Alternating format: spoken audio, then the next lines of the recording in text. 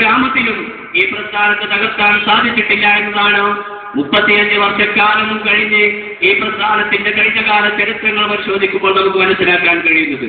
സംഘടന നടന്നു ബന്ധിച്ചു. കേരളത്തിലെ ക്യാമ്പസുകളിൽ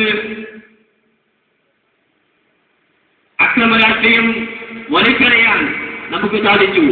സ്കൂളുകളിലെ കക്ഷി രാഷ്ട്രീയം തെരഞ്ഞെടുപ്പ് കാലത്തിന്റെ ചവിറ്റുകൊട്ടയിലേക്ക് വലിച്ചെറിയാൻ ഈ പ്രസ്ഥാനം വഹിച്ച പങ്ക് കേരളത്തിന്റെ ചരിത്രത്തിൽ നമുക്ക് വായിച്ചറിയാൻ നമുക്ക് സാധിക്കും.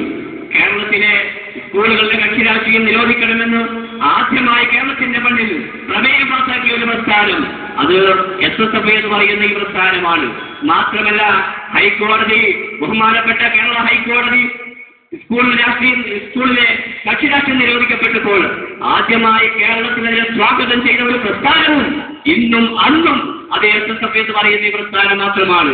ഇന്നും നിരോധിക്കപ്പെട്ട ആ സംഭവം അതേ നിലയിൽ തുടരുമ്പോഴും മറ്റു കക്ഷി രാഷ്ട്രീയത്തിന്റെ രാഷ്ട്രീയക്കാരും കക്ഷി രാഷ്ട്രീയമുള്ള വിദ്യാർത്ഥി സംഘടനകളും ഇപ്പോഴും അത് വീണ്ടും തിരിച്ചു വരാനുള്ള വ്യഗ്രതയിൽ അവർ മുദ്രാവാക്യങ്ങൾ മുഴക്കി സമരങ്ങളാക്കുക ആഹ്വാനം ചെയ്യുമ്പോൾ ഈ പ്രസ്ഥാനമാണ് അന്നും ഇന്നും അത് നിരോധിക്കാൻ ആവശ്യപ്പെടുകയും നിരോധിച്ചത് സ്വാഗതം ചെയ്യുകയും ആ നില തുടർന്നു പോകാൻ വേണ്ടി ഭരണകൂടത്തോട് ആവശ്യപ്പെടുകയും ചെയ്യുന്നത്.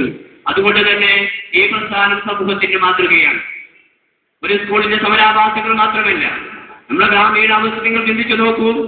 ഗ്രാമത്തിന്റെ അവസ്ഥ വളരെയധികം പരിതാപകരമാണ്.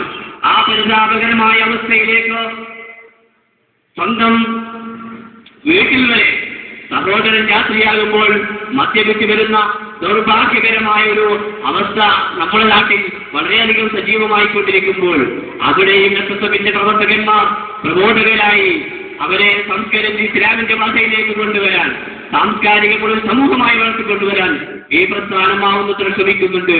അതുകൊണ്ട് തന്നെ എന്റെ സഹോദര ശബ്ദം ശ്രമിക്കുന്ന ഇതര മതാദർശ വിശ്വാസികളായാലും അതുപോലെ സമൂഹത്തിന്റെ ഉന്നത മേഖലകളിലും സമൂഹത്തിന്റെ വിവിധ മേഖലകളിൽ പ്രവർത്തിക്കുന്നവരും ഈ പ്രസ്ഥാനത്തിന് വേണ്ടി ആവുന്ന സഹായ സഹകരണം ചെയ്തുകൊണ്ട് ഈ പ്രസ്ഥാനം എന്ന നാടിന്റെ നന്മയ്ക്ക് വേണ്ടി, രാജ്യത്തിന്റെ പുരോഗതിക്ക് വേണ്ടി, സമൂഹത്തിന്റെ വിദ്യാഭ്യാസ നവോത്ഥാന മേഖലകൾക്ക് പ്രവർത്തിക്കുന്നതിന് വേണ്ടി എന്നും നിലകൊള്ളേണ്ടത് ആവശ്യമാണ് എന്ന് മനസ്സിലാക്കിക്കൊണ്ട് എല്ലാവരും സഹായ സഹകരണം ചെയ്തു കൊടുത്ത് വിജയിപ്പിക്കണമെന്ന് മാത്രമേ അവസരം ഉൾപ്പെടുത്തിക്കൊണ്ട് ഈ അസ്സലാമു അലൈക്കും വറഹ്മത്തുള്ളാഹി വബറകാതുഹു.